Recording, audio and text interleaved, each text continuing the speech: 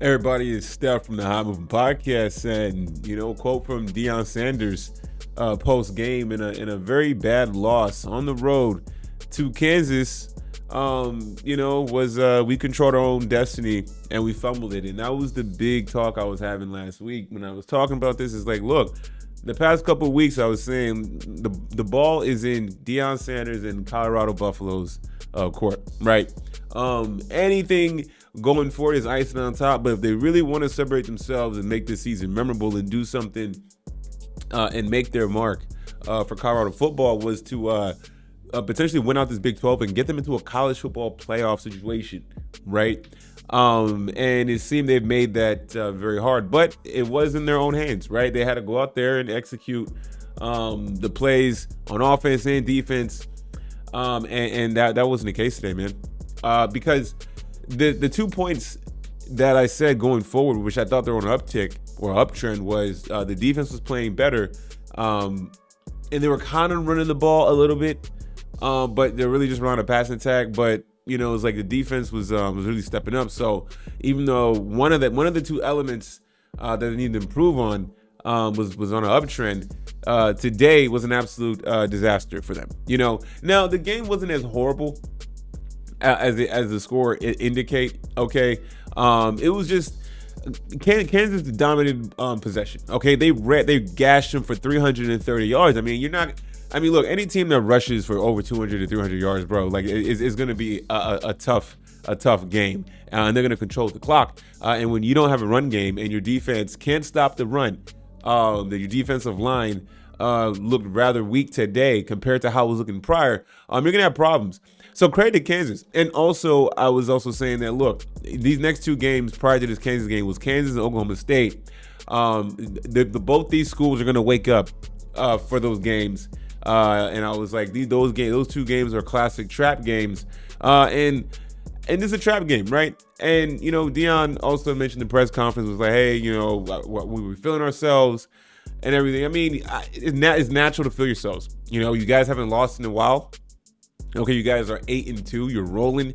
You look like you're in full control of beating the Big 12 championship game with a chance to have a berth to the college football playoffs. Okay, that's a very euphoric feeling. It's a feeling that they should have and should earn. So I'm not going to say feeling themselves and looking past Kansas. Okay, but there probably was some elements of that, and it's natural because this program hasn't won anything.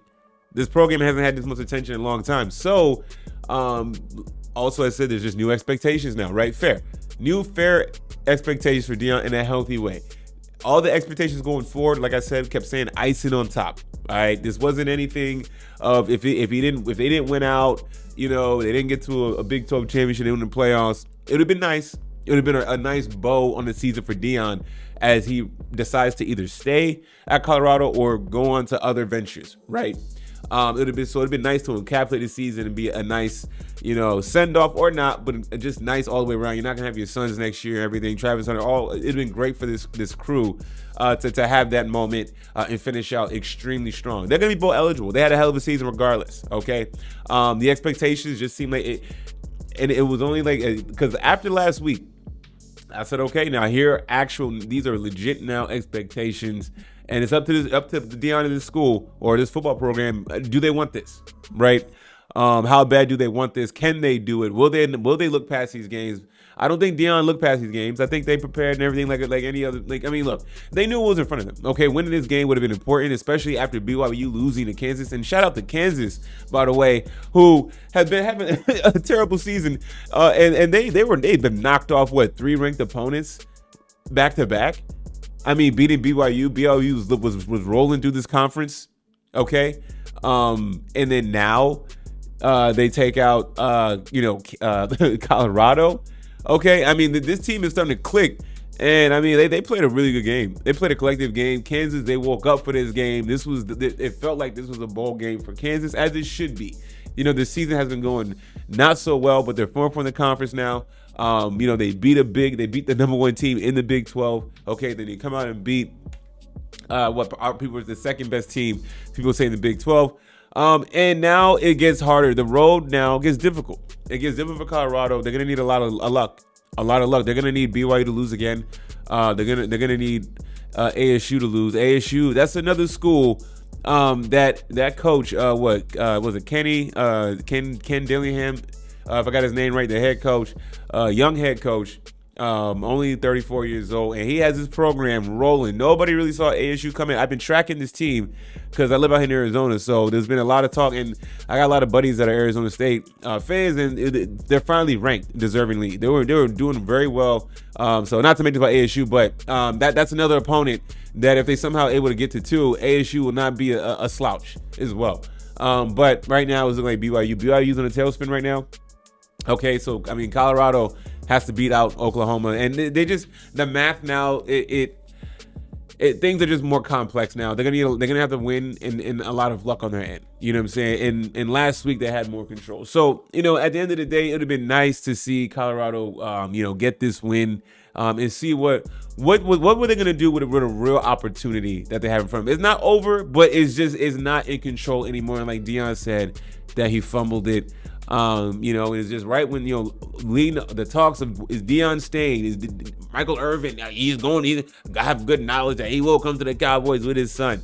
You know what I'm saying? And talking about possible college playoffs and everything. There was a lot going into this game, and you're right. It lack of focus. Maybe they thought that they just need to play their A game and just or their B minus game and then they'll get through Kansas. But I mean, Kansas just beat BYU. That was not like what Kansas has done the past few weeks has been very difficult. So they, especially in beating BYU, that should have been a major wake up call. And I believe they beat BYU on the road, so that should have been a major wake up call for this team, and maybe it was. And on the side, that hit that Shedeur took in the knee. I saw the Shedur's response. He didn't know why it was a penalty. I don't know why that was a penalty.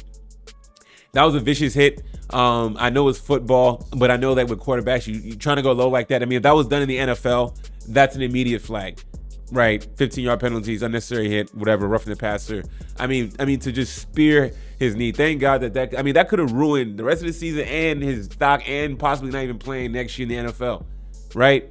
Crazy. So, out of all this, Shedeur Sanders' health.